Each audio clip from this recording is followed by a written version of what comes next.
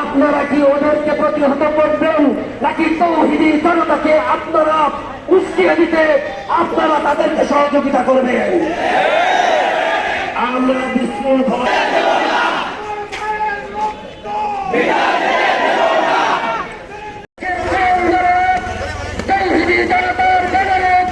শান্তিপূর্বক এই প্রতিবাদ মিছিলে অনেক ভাইদেরকে তারা নাকি রক্তাক্ত করেছে। রক্ত তো আমরা নিব, কিন্তু আমরা তো আমাদের পায়ে হাতে রাসূলে আরবি সাল্লাল্লাহু